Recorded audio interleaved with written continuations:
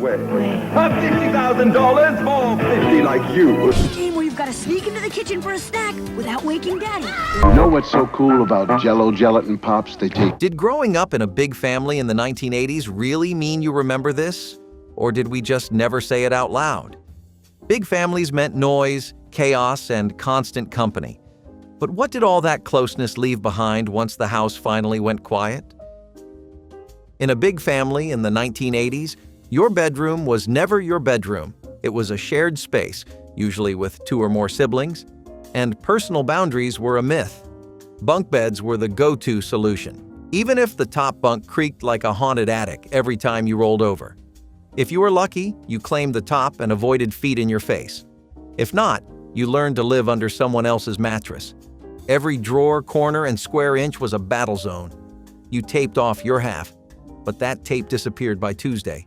Toys crossed borders, clothes got mixed up, arguments exploded over whose turn it was to sleep by the window or who left the flashlight on. Changing clothes? You did it fast under a blanket or behind the closet door. Modesty came second to survival. And if someone had a nightmare, you got kicked in the ribs at 2 in the morning. But even with the chaos, it was never lonely. You fell asleep to whispered jokes, flashlight puppet shows, and the sound of your siblings breathing right beside you. It was loud, crowded, and endlessly annoying, but it was yours. And when you finally got your own room years later, it felt empty in a way you did not expect. Fashion. In a big 1980s family was not about trends, it was about survival. If it fit, it was yours. Whether it was your brother's flannel shirt or your sister's glittery sweater, hand-me-downs played no favorites. Boys wore purple jeans. Girls rocked overalls with knee holes, and no one blinked an eye. At home, anyway. Parents were practical. They had 6 kids and 1 clothing budget, and it went to winter coats, not brand names. If you complained about wearing your older sister's "Girls Have More Fun" t-shirt, your mom told you to tuck it in and be quiet. Labels were for laundry, not for judging clothes. You learned early that the seams might not match your taste, but the fabric kept you warm. Of course, school was different. Kids noticed, they teased. You laughed it off or learned to throw it back at them even harder. It built thick skin. Some outfits had more stories than the people wearing them. And when you passed them down to the next sibling, you became the storyteller. That jacket survived 3 snowball fights and a ketchup disaster. Take care of it. It was not glamorous, but it was resourceful. And even now, the sight of a faded hoodie with someone else's name still sharpied on the tag hits you right in the memory. In a household with 7 people and 1 television, the remote control was basically a golden scepter. Whoever held it ruled the world, or at least the family room. Saturday mornings turned into full-blown negotiations. You wanted cartoons. Your older brother wanted action reruns.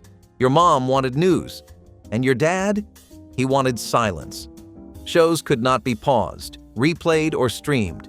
If you missed it, you missed it.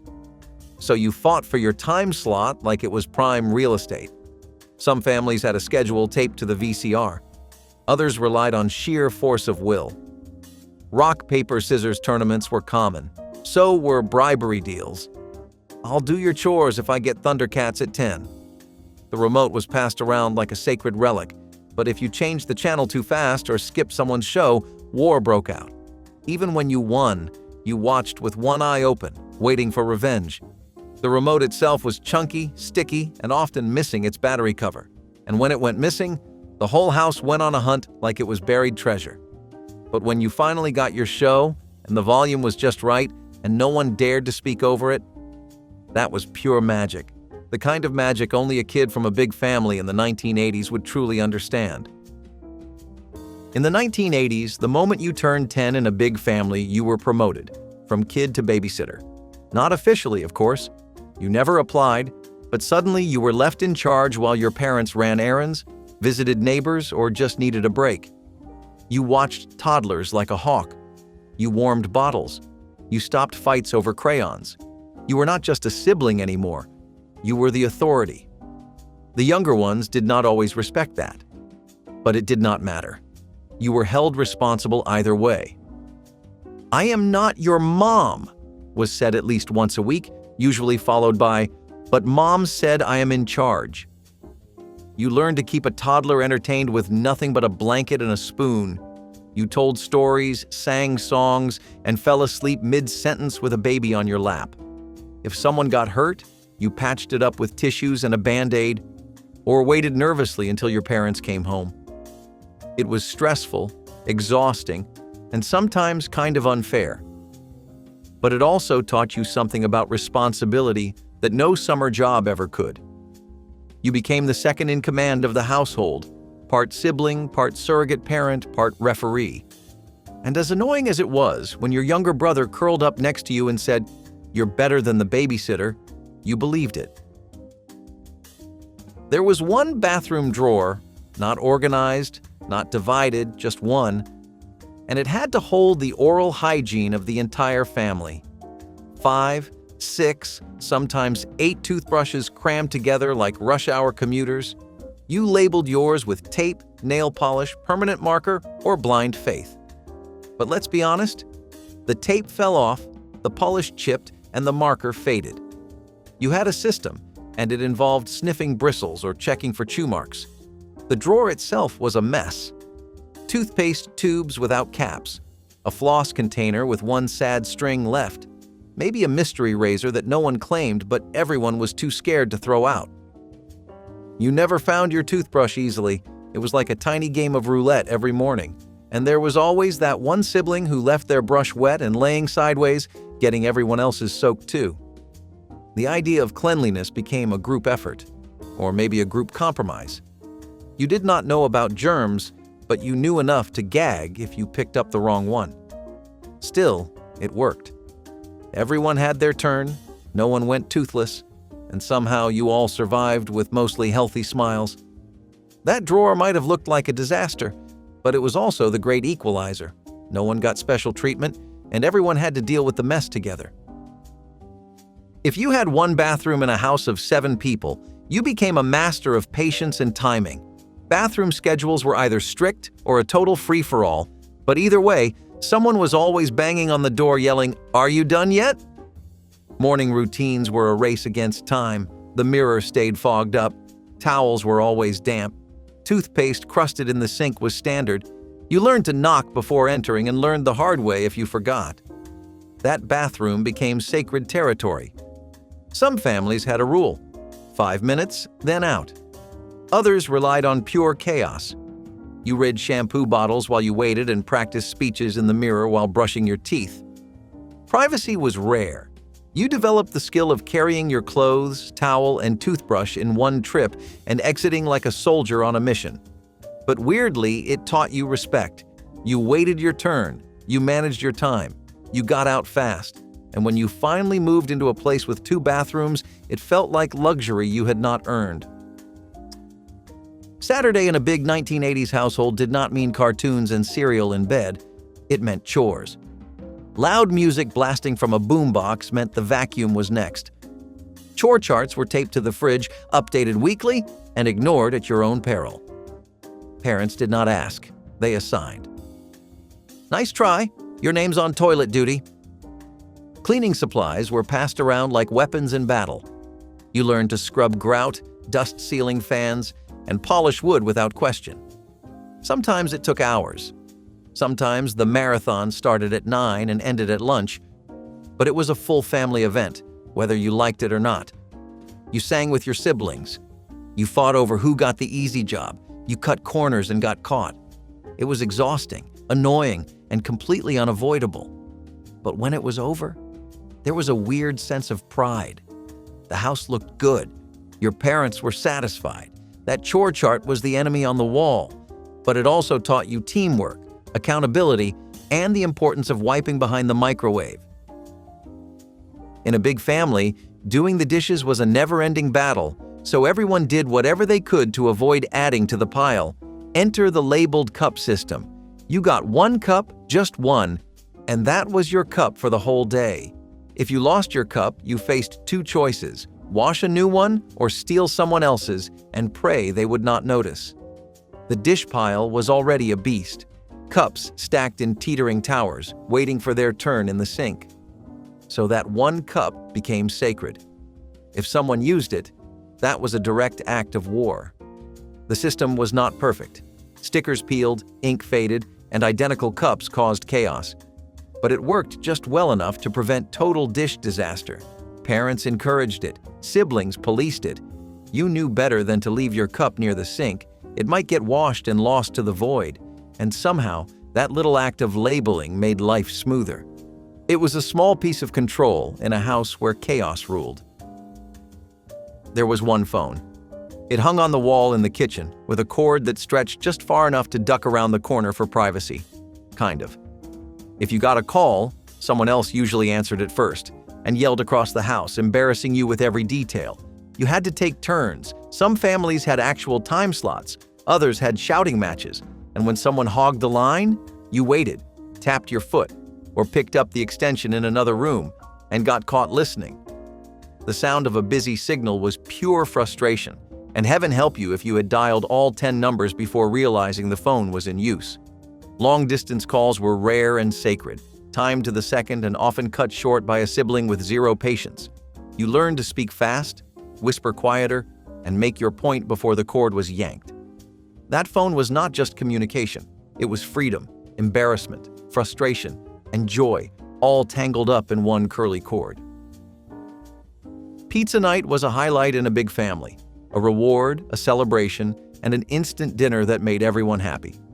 But that last slice? That was sacred territory. Everyone saw it. Everyone wanted it. Some families had rules. Oldest gets it, youngest gets it, whoever ate the least gets it. Others relied on speed. But take it too fast, and you risked family outrage. "I was saving that," was shouted more than once. Some nights it ended in negotiations. Trade the last slice for a favor, chore exemption, or candy stash access. Other times, it ended in silent resentment. That slice symbolized more than food. It was about fairness, timing, and a little bit of luck. And when someone snuck it while everyone else was distracted, that was betrayal. Full-scale conflict. In a house with more mouths than slices, the last piece was never just pizza. It was a story. Grocery shopping with a big family in the 1980s was not a quick stop. It was a full-blown mission. One cart was never enough. You needed 2, sometimes 3. One for dry goods, one for produce and dairy, and a third if there was a sale on anything in bulk. Pushing them through narrow aisles was like maneuvering a freight train. Kids clung to the sides, climbed inside, or got into arguments over cereal choices. The cart with the good cereal, the one with marshmallows, was gold. Parents had a list, a plan, and exactly 1 hour to get through it before total chaos erupted. The bill at the end could shock a small country. But somehow, it lasted the week, barely. The checkout lane was another battlefield. Each kid tried sneaking in gum or candy, and someone always begged for a toy from the impulse rack. Bagging took forever. Groceries filled the entire back seat and trunk. When you got home, everyone helped unload, except for the sibling who mysteriously disappeared during cleanup. These trips were exhausting, loud, and never peaceful, but also weirdly memorable. You learned how to compare prices, spot coupons, and haul 2 milk jugs in one trip. Grocery stores became familiar territory. And even now you can pack a cart like a champion because you learned from the best. The kind of grocery run that needed a strategy, a budget, and a small army. The family van in the 1980s was more than transportation. It was a mobile ecosystem. Usually a boxy beast with fake wood paneling on the side, it carried everyone and everything. Seatbelts were technically there, buried between seat cushions, but no one used them. You slid around corners, sprawled on the bench seat, or laid across the back row on long trips. Some vans even had rear-facing seats, perfect for making faces at drivers behind you. The interior was a mashup of snack crumbs, sticky windows, fast food wrappers, and crayon drawings on the vinyl. That van carried kids to school, church, grocery stores, and camping trips. It survived spills, tantrums, and "are we there yet?" marathons. You had your favorite seat. You fought for the one by the window. and the unlucky sibling got the floor when the car was too full. The van radio was always a mix of oldies, cassette tapes, or static. Air conditioning? You rolled down the windows and hoped for a breeze. The back seat had rules, alliances, and silent feuds. Someone always got carsick, and somehow everyone always fell asleep right before arrival. That van was chaos on wheels, but it was also comfort. It took you to every memory that mattered, and when it finally broke down for good, it felt like the end of an era. When you had several kids born in the same month, or even the same season, your family did one birthday party, one cake, one song, one stack of wrapped gifts lumped together. The guest list was massive. The themes were mixed: clowns and cowboys, princesses and dinosaurs, all happening in the same backyard. There were streamers, party hats, and dollar store balloons taped to lawn chairs. Sometimes your name was spelled wrong on the cake. Sometimes your sibling blew out your candles. But you smiled anyway, because this was your birthday. Sort of. Everyone had to compromise. Your favorite color was blue, theirs was red. So the tablecloth was purple. Games were all-inclusive. No one could complain about the scavenger hunt because it was for everyone. The present pile was a grab bag of shared toys, joint gifts, and the occasional clearly re-gifted item. You learned early that birthdays were not always about you. They were about family, about squeezing celebration into something that worked for everyone. Of course, you sometimes wished for your own party, your own cake. Just one day that was yours. But years later, you look back and remember the laughter, the sugar highs, and the chaos. And it still counts. Because in a big family, sharing the spotlight never meant you were not seen. It just meant the spotlight had to shine wide. In a big family, Halloween was never about store-bought costumes. It was a test of creativity and whatever your mom could find the night before. You became a mummy with toilet paper, a ghost with an old bedsheet, a pirate with a striped shirt, a scarf, and eyeliner. If your older sibling had been a clown the year before, congratulations. You were a clown too. Every year involved digging through storage bins and junk drawers. Glue guns, safety pins, and duct tape were the tools of the season. Costume envy was real. You saw the kid down the street in a brand new superhero suit and sighed. But you also knew your costume was one of a kind. No one else had a robot made of cereal boxes or a werewolf with a mop for hair. Face paint ran down your cheeks by the third house. Capes dragged through mud. Plastic pumpkins cracked by hour 2. But you kept going. Candy was the mission, and the costume was just the price of admission. Even if your tail fell off and your mask made it hard to breathe, you kept knocking on doors. Those costumes were ridiculous, messy, and often uncomfortable. But they were yours, made with love, effort, and whatever was lying around. And somehow, those Halloween nights stick with you far more than anything you could have bought off a shelf. Friday night was special. It meant permission to eat in the living room with trays on your lap and something deliciously artificial steaming in front of you. TV dinners were the highlight. Frozen rectangles of meatloaf, mashed potatoes, peas, and a brownie in a foil tray. You peeled back the cover just enough to let the steam escape. The microwave beeped. Or maybe the oven ticked for an hour while you waited. The meat was chewy. The peas were mushy. The brownie was lava on the outside and frozen in the center. But none of that mattered. You got your own meal, your own tray. No sharing. No arguing over who got the biggest piece. You lined up on the carpet, shoulder to shoulder, eyes glued to the television. Maybe it was a sitcom, maybe a Friday night movie. Either way, it felt like a holiday. Parents relaxed. Kids laughed with their mouths full, and no one complained about the food. It was freedom in aluminum. You scraped the tray clean, licked your plastic fork, and stacked everything neatly before heading off to bed. It was a little ritual, comforting, dependable, and oddly thrilling. Even now, the smell of instant gravy or that weird apple crisp can trigger something deep, something warm. TV dinners were not gourmet, but they fed more than your stomach. They fed the feeling of togetherness. Board game night sounded fun, until it started. In a big family, it meant 5 to 7 people crammed around a too small table, shouting over rules, knocking over pieces, and accusing each other of cheating. Monopoly games could last days. Someone always flipped the board. Life was slightly calmer, but someone would take it personally if they got stuck with twins. You had the kid who hoarded money, the sibling who made side deals, and the one who cried if they lost. And that was just the first hour. No game was safe from emotional damage. Even Uno felt like a declaration of war once the Draw 4 cards came out. You learned diplomacy fast, or else you got iced out. Snacks spilled, cards got bent. Someone always got bored halfway through and wandered off, ruining the game. Parents tried to referee, but eventually gave up. And still, every week someone said, "Let's play a board game." Like the last disaster had not happened.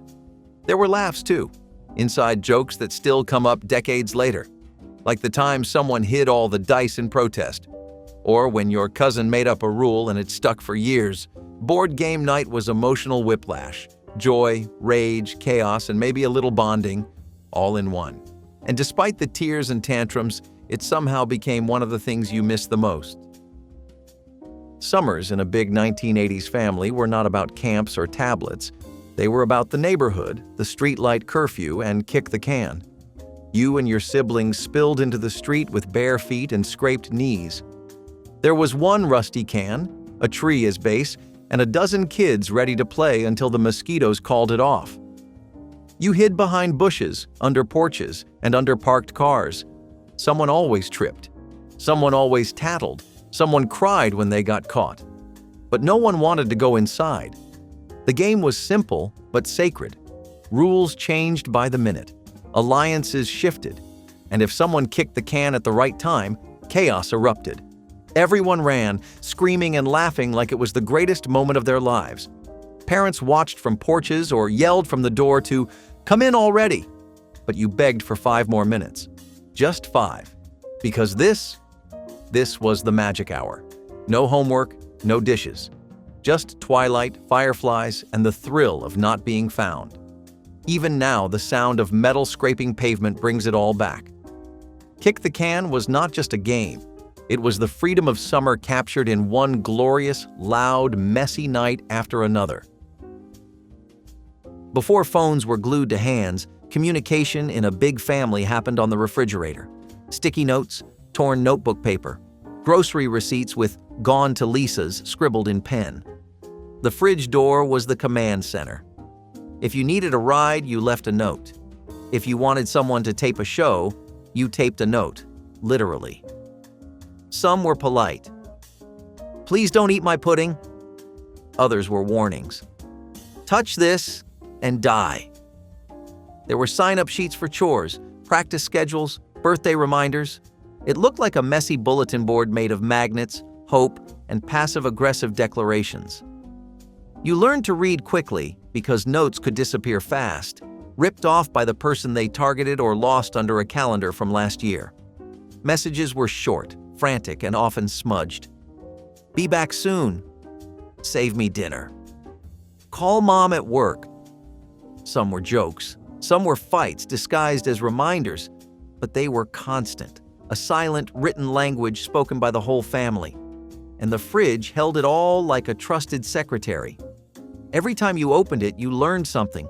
Who was mad, who had a game, who owed who a favor. In a world with no group texts or location tracking, this was how you stayed connected. Messy? Definitely. But it worked. And sometimes, it even made you feel seen. The freezer in a big 1980s household was a treasure chest. Inside were budget bags of Popsicles, rock solid and slightly freezer-burned, stacked like colorful gold bars. They came in sleeves, neon green, bright orange, mystery blue, and they were currency in a house full of siblings. You got one, just one. You picked carefully, ate slowly, and hoped it would not snap in half before you got to the best part.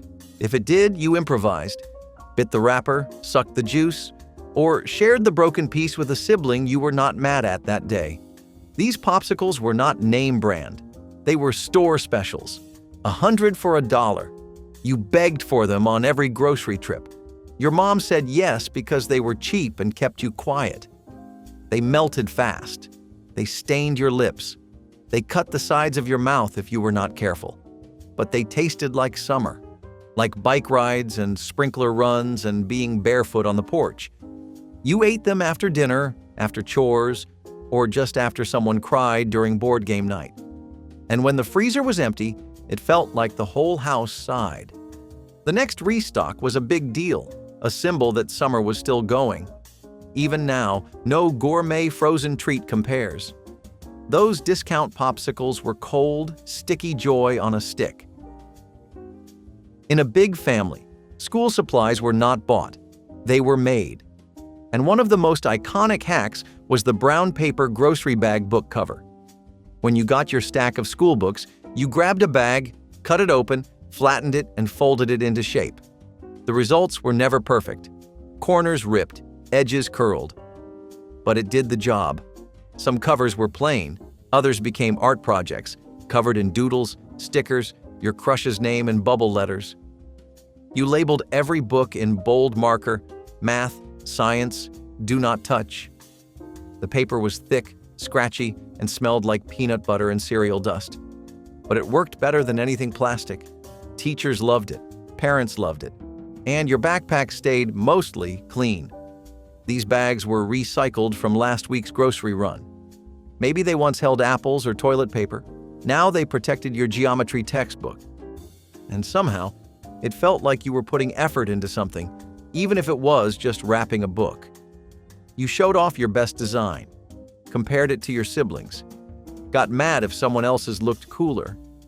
But you all used the same bags, from the same pantry, in the same kitchen. It was resourceful, thrifty, and full of heart, just like everything else in a big 1980s household. In a big 1980s household, weekends had a special kind of alarm clock, the smell of pancakes. You woke up not to silence, but to the sound of sizzling batter, flipping spatulas, and your mom yelling, "First batch is ready!" The kitchen was already in motion before you rubbed your eyes.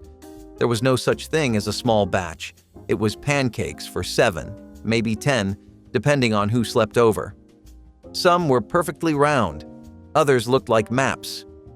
But it did not matter. You grabbed your plate fast or risked missing the syrup rotation. There was only one bottle, and it made the rounds like a sacred relic. Butter melted in the center, and sometimes, if you were lucky, there were chocolate chips. Other times, raisins. You ate standing up, sitting on the floor wherever there was space. Pancake morning was loud, messy, and full of laughter. Syrup stuck to elbows, plates stacked high in the sink, but no one complained, because for once, no one fought. Everyone had something warm on their plate. It felt like the house itself was smiling. That smell still lives in your memory like a song, thick with comfort and chaos. In a house with 6 kids and 1 bathroom, the day started early, and it started with one alarm clock, a buzzing, beeping rectangle with faded red numbers that everyone pretended not to hear. The oldest kid got the first shift, then the second, then the third. Wake-up rotations were strict. You knew your slot. If you missed it, you were out of luck. Someone else was already in the shower. You timed your bathroom run to the minute, brushed your teeth with someone knocking on the door. The alarm clock lived on the dresser, next to a half-dead lamp and a stack of homework. It was passed down like a family heirloom, scratched, dented, but somehow still working. You had to slap it twice to stop the alarm, and sometimes it just kept buzzing anyway. Snooze was a dangerous gamble. Everyone blamed everyone else when it failed. But somehow, you all got out the door, mostly on time. Looking back, that alarm clock was the quiet conductor of your family's chaos. It got the job done, even if you all hated the sound of it. Every year, like clockwork, came the family photo. And with it, the matching pajamas. You dreaded it and loved it at the same time. Pajamas with snowflakes, reindeer, or some bizarre cartoon theme. Your mom bought them in bulk. Sizes varied wildly.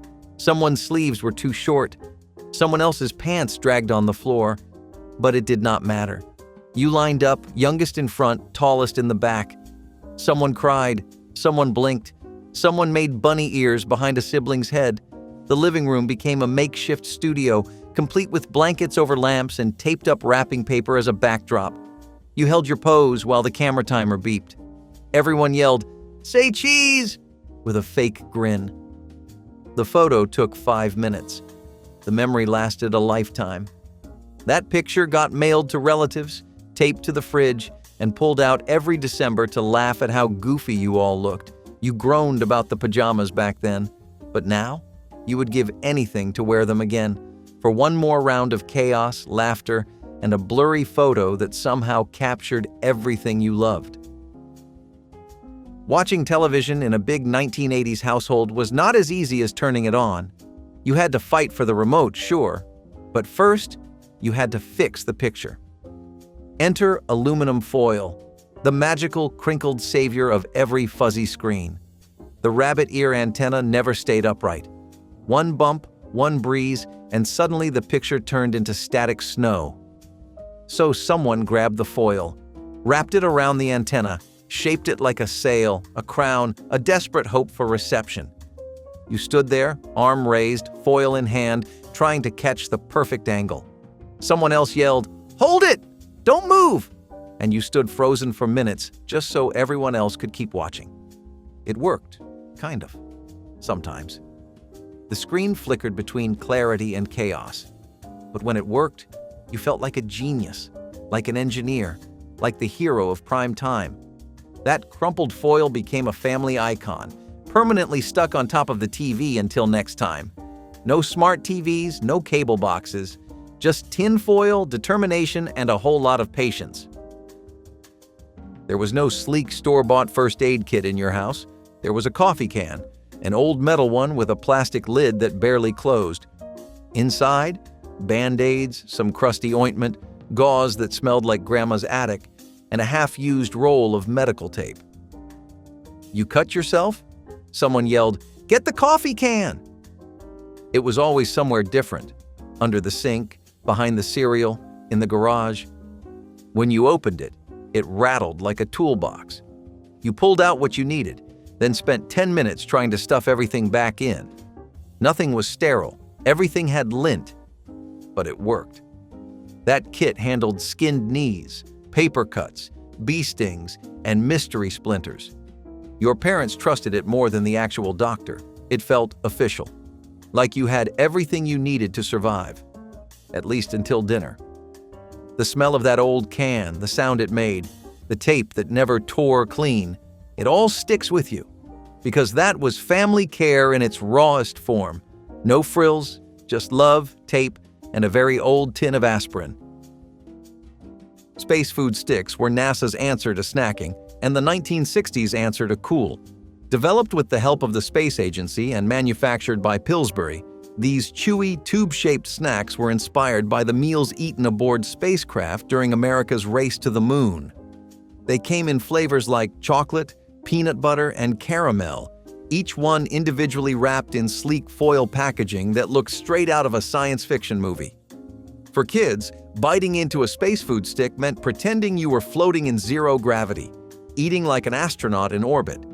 They were soft, dense, and slightly grainy. Less candy bar, more futuristic fuel.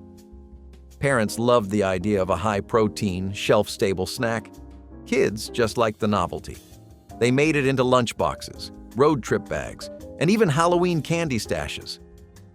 Though their popularity waned by the 1980s, the memory stuck, especially for those who watched grainy broadcasts of moonwalks and then unwrapped their own little taste of space.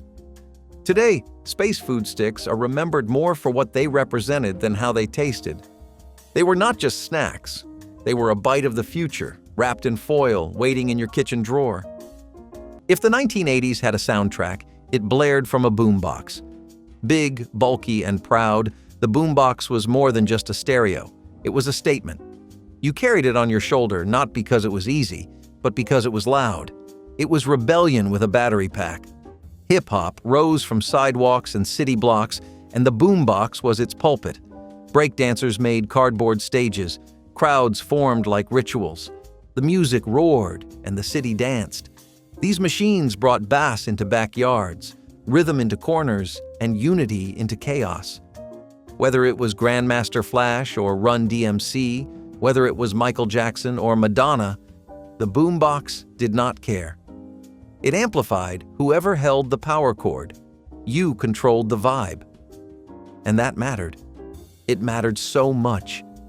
Because in an era without streaming, without smartphones, without wireless speakers, the boombox gave you freedom. The louder you played, the louder you were. It was not just about music, it was about identity, expression, and claiming your own tiny stage wherever you stood. It was not a class, it was not therapy. It was EST, short for Erhard Seminars Training, and for some in the 1970s, it was the most intense weekend of their lives. You would sit in a hotel ballroom for hours, forbidden to speak, move, or even use the bathroom at will. The message? You are responsible for everything, all of it, even the parts you do not want to admit. EST broke people down to build them up again, or so it claimed. Some came out weeping, some came out empowered, others never came back. But no one left unchanged. EST was the spiritual boot camp of the self-help movement. It promised clarity, purpose, control. It came with controversy, cult rumors, and more than a few lawsuits. And yet, it spread like wildfire. Celebrities joined. Corporate executives signed up. It was sold as the answer to the anxiety of the modern world. The chaos, the drift, the feeling that something important had been lost. Whether it was transformation or trauma depends on who you ask. But EST proved one thing. In the 1970s, people were willing to go through anything to feel whole again. Slide projectors were the original family theater.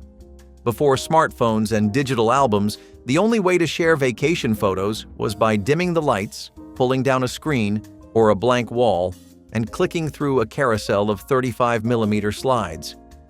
You could hear the quiet hum of the machine, the mechanical clunk as each new photo dropped into place, and the occasional groan from someone who had already seen them twice. But there was magic in it. These evenings were about more than just pictures. They were about storytelling. The beach trip where Dad sunburned his feet. The blurry shot of Grandma mid-sneeze. The perfectly framed sunset over the Grand Canyon. Families would laugh, tease, and remember together, sometimes with popcorn, always with commentary.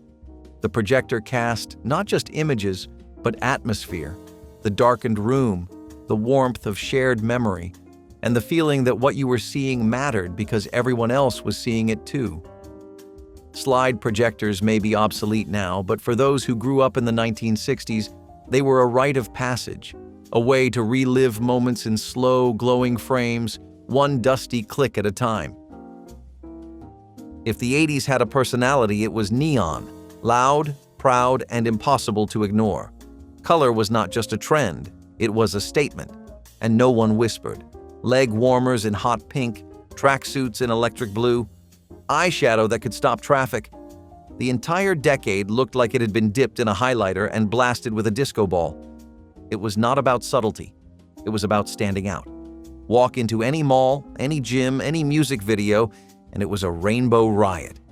But this was not chaos, it was confidence. Kids wore neon shoelaces. Adults rocked neon windbreakers. Even toys and commercials buzzed with that wild fluorescent glow.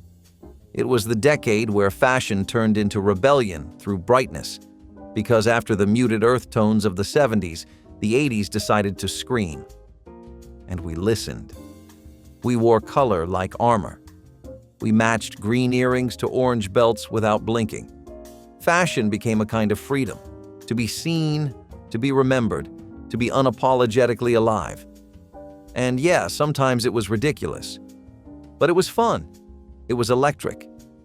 And most of all, it was a sign of the times, a wild, glowing, unforgettable beacon of 80s spirit. The name said it all before you even used it. Gee, your hair smells terrific was not just shampoo, it was a whole vibe in a bottle. You could smell it before you even walked into the room. Floral, sweet, unmistakable. A scent that lingered on pillows, in locker rooms, on the shoulder of the person you danced with at prom. It was a beauty secret that was not really secret at all. Girls passed it between friends like a kind of magic potion. Boys caught themselves leaning in a little closer. It did not promise complicated things like volume or repair. It promised allure. Scent as identity.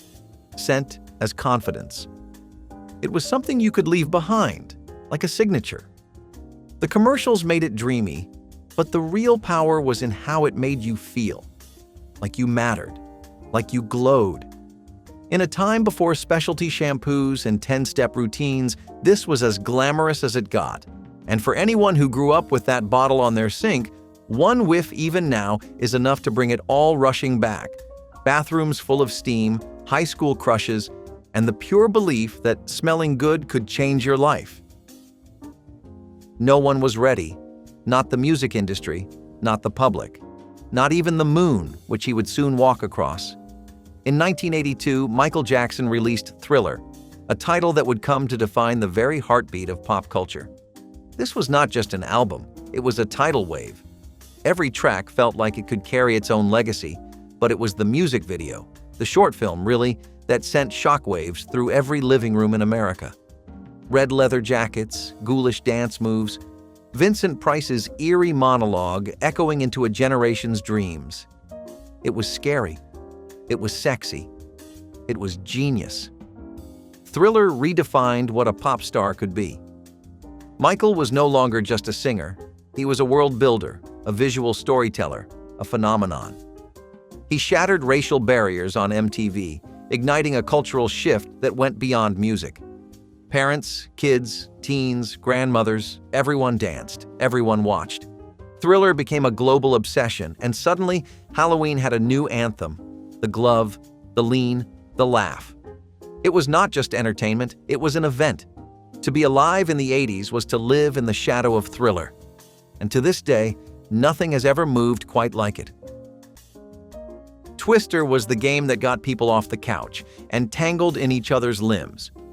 Released in 1966, it came with a plastic mat covered in colored circles and a spinner that decided your next move. Left hand red, right foot green. Before you knew it, you were stretching across the mat in a precarious pose, face pressed against someone's knee, hoping no one slipped. It was silly, physical, and weirdly intimate. Some parents called it indecent. Some schools banned it. But kids loved it. So did teenagers. It broke the ice at parties, sparked laughter between siblings, and gave families something active to do together. It was as much about falling over as it was about winning. The rustle of the mat, the sound of giggles as someone toppled, the concentration in trying to stay upright, it was all part of the fun. Twister took no prep and delivered instant chaos. It did not care about strategy. It cared about balance, luck, and how far you could stretch without collapsing. And for many, it was the first time a game made you move, laugh, and fall down all in one messy, unforgettable moment. Diet Coke did not just arrive, it announced itself. It was 1982, and suddenly there it was, sleek, silver, and somehow cooler than everything else in your fridge. This was not just soda. It was soda with an attitude. People were becoming health conscious, and Coca-Cola knew it. They gave the world an alternative, and we grabbed it with both hands. The can itself looked futuristic. The taste was crisp, sharp, slightly rebellious. You could have your cake and drink it too. Diet Coke became the drink of choice for the fashion-forward, the calorie-conscious, and anyone trying to look good in a shoulder-padded suit. It was everywhere, at malls, in offices, on TV sets next to glowing VCRs. Celebrities held it like an accessory. Models posed with it like it was perfume. It was light. It was fizzy. And it meant something. It meant you were modern. It meant you cared about your image. It meant you could still enjoy life without the guilt. It was not just a beverage. It was a movement, a cool, carbonated promise that you could be smarter, sleeker, and savvier than the people drinking the red can. And in the 80s, that mattered. A lot. They were not just shorts. They were a cultural revolution in denim.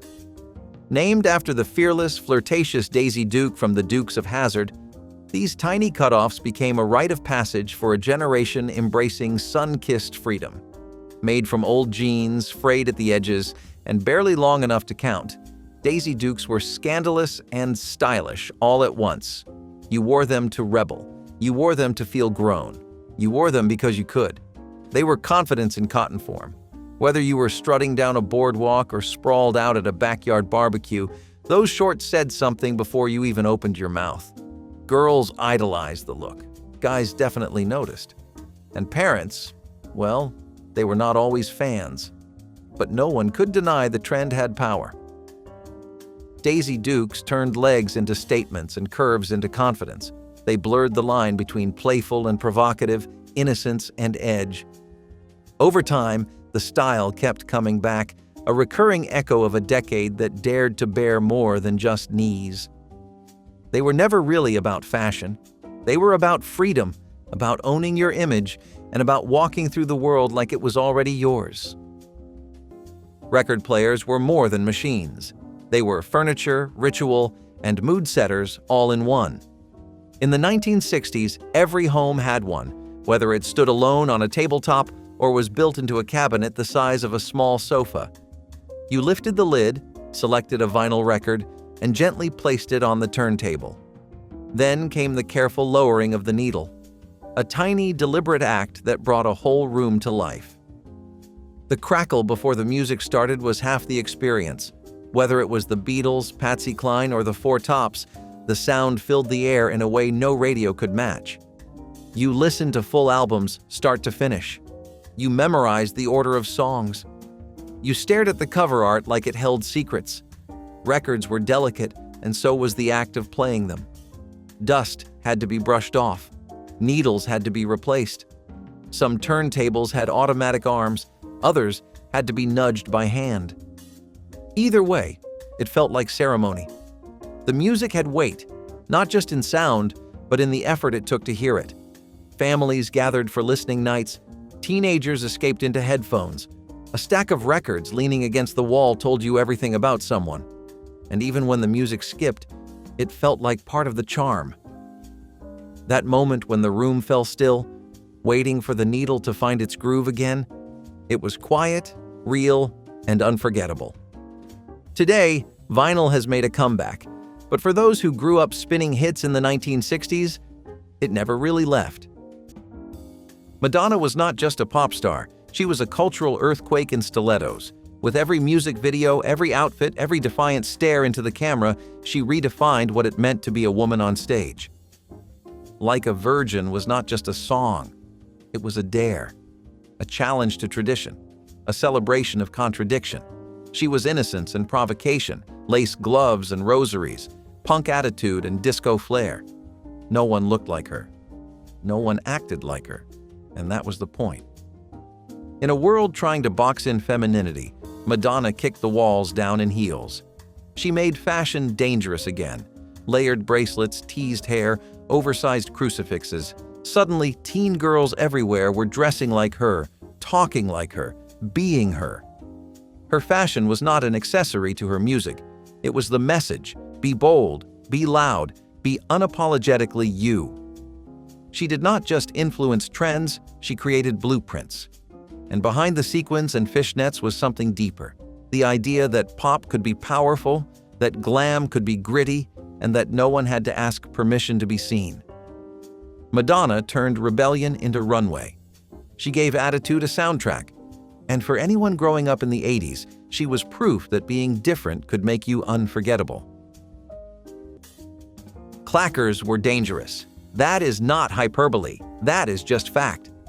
Two acrylic balls attached to opposite ends of a string, with a loop in the middle. You would swing them up and down until they smashed together, making that addictive, rhythmic clack, clack, clack sound. And if you got good, you could keep them going for minutes without missing a beat. Playground gods were crowned by how long they could keep their clackers going. But there was a dark side to the fun. Those acrylic balls could shatter with enough force, sending sharp shards flying into little eyes and soft faces. They turned playgrounds into gladiator arenas, where the clack of plastic was the sound of legend in the making. Even danger felt like part of the reward. It did not stop the craze. For a while, it made them even cooler. The danger was part of the appeal. They looked like they belonged in a martial arts movie. You were not just playing, you were training. Every backyard turned into a training ground for kids who thought they were invincible. And when the noise filled up the streets, bouncing off the concrete like a swarm of insects, you knew summer had officially arrived. Then came the injuries, the bans, the warnings. One by one, clackers disappeared from stores and homes, relegated to attic boxes and urban legends. But ask anyone who grew up in the 1970s, and their eyes will light up at the memory. Because there was a time when every kid was a clacker champion, even if it meant a few bruises. Leet Breed turned a dark room into a glowing gallery. Introduced by Hasbro in 1967, this toy was unlike anything else at the time. It featured a black screen lit from behind and a box of tiny colored pegs, red, green, blue, orange, that you pushed through holes to create luminous designs. You could trace pre-printed templates or freestyle your own masterpiece. A clown's grin, a sailboat at sunset, your own name glowing like a neon sign. The warmth from the light bulb behind the screen gave it a cozy feeling, and the soft glow made your room feel like magic. It was quiet play, patient play, the kind where your tongue stuck out in concentration and the world around you disappeared. Parents loved that it was mess-free. Kids loved that they were in control. Once finished, you sat back in the dark and admired your work, a tiny artist with your own spotlight. Over time, more templates arrived, cartoon characters, animals, seasonal themes. But even with no pattern at all, the effect was the same, a toy that made you feel like a creator. In a world before screens lit up everything, Light Bright let you light up something of your own, one peg at a time. Hip-hop was born in the Bronx, but in the 80s, it exploded into every corner of American life. It was not just a sound, it was a movement. And when Run DMC hit the stage in Adidas tracksuits and shell-toe sneakers, you knew the world was about to change. This was more than music. It was poetry over beats, rhythm over silence, truth over noise. The 80s marked hip-hop's rise from underground parties to global power. LL Cool J, Public Enemy, Grandmaster Flash. These were not just rappers. They were messengers. Each lyric felt like a coded message from the streets, a heartbeat from the city itself. Hip-hop spoke about struggle, pride, injustice, and survival in a way that made you stop, listen, and feel. And the style? Just as fierce. Gold chains, Kangol hats, boomboxes on shoulders. This was fashion with purpose. The look was bold, but the voice behind it was louder. Breakdancing hit sidewalks like fire. Graffiti tagged the city with identity. And everywhere you turned, the bass dropped like a gavel. Hip-hop turned sneakers into icons and turned raw truth into chart toppers. It did not ask for a seat at the table. It built its own table, right there on the pavement. And anyone who came of age in the 80s knew they were witnessing the rise of a new American language, one that still speaks volumes. Streaking was not about being naked. It was about being free. In a world bound by rules, war, and a suffocating sense of order, some people responded the only way they knew how, by running. Through college quads, across baseball fields, down city streets, laughing, yelling, leaving behind clothes and caution in equal measure. It was chaos with a pulse, defiance wrapped in skin, and for a while, it was everywhere. Newscasters tried not to laugh as they covered it. Police scrambled, not knowing whether to tackle or turn away. But streaking was never really about crime. It was about reclaiming the body in a time when so much of life felt out of your hands. It was primal, foolish, liberating. Whether you did it alone or as part of a group, streaking felt like truth in motion, ridiculous, raw, and completely alive. The 1970s was a decade of contradictions. The political, the playful, the revolutionary, the absurd. And nothing summed it up better than a naked sprint through the heart of something sacred. It faded as quickly as it appeared, swept away by changing laws and tighter norms.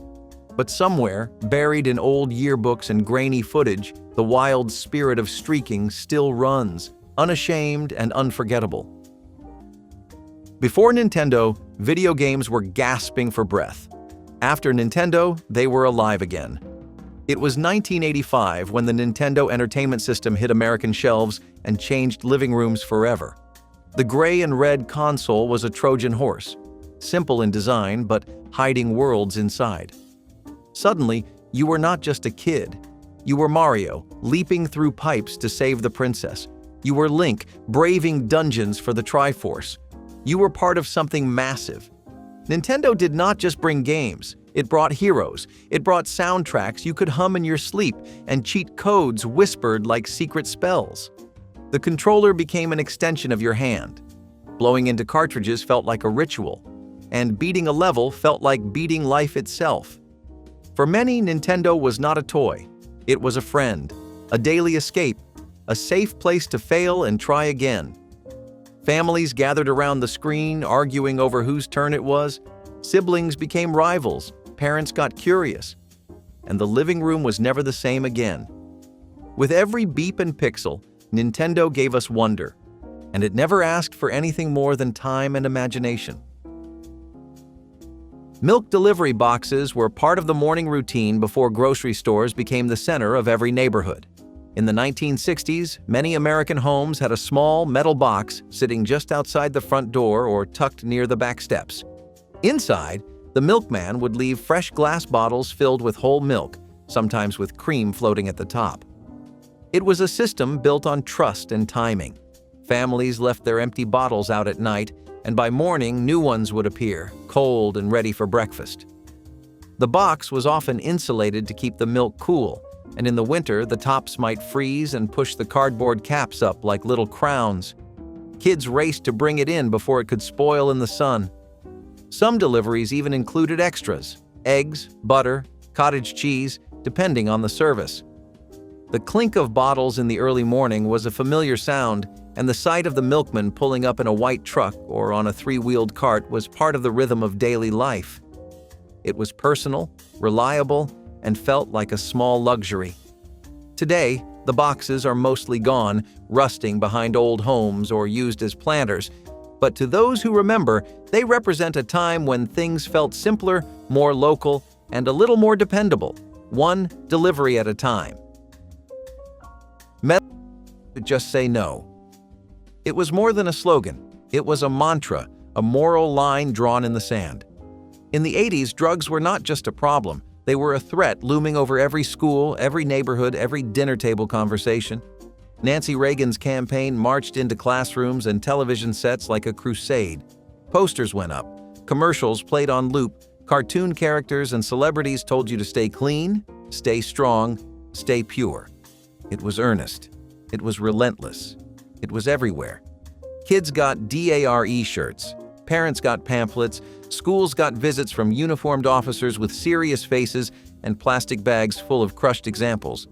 And while it often felt simplified, even naive, the message was powerful. You had a choice, and you needed to make the right one. Some kids rolled their eyes. Some kids listened. But no one ignored it. The phrase burned itself into the cultural memory. Just say no was printed on binders, echoed in sitcoms, even used in rap lyrics. It became a symbol of the tension between fear and hope, between the reality of addiction and the dream of prevention. It did not solve everything, it could not, but it tried. And in a decade defined by big risks and even bigger consequences, sometimes all you had was the chance to say no and the hope that it would be enough. You could feel it before you even opened your eyes, that deep, soft pile under your toes like a plush memory foam dream. Shag carpeting was not subtle. It was not quiet. It was the floor screaming that you were in the 1970s. Avocado green, mustard yellow, rusty orange, it came in colors that did not whisper. They roared. Shag covered bedrooms, basements, and living rooms like a cozy jungle. It swallowed dropped earrings and small toys. It turned vacuuming into a full-body sport. But you forgave it for everything. because it made home feel like a hug. Kids would lie in it like it was grass. Teens would sprawl out on it with records spinning nearby. And parents saw it as a symbol of new beginnings, proof that their house was modern, stylish, different from their parents' generation. Shag was warmth you could walk on. It did not just cover the floor. It changed the energy of a room.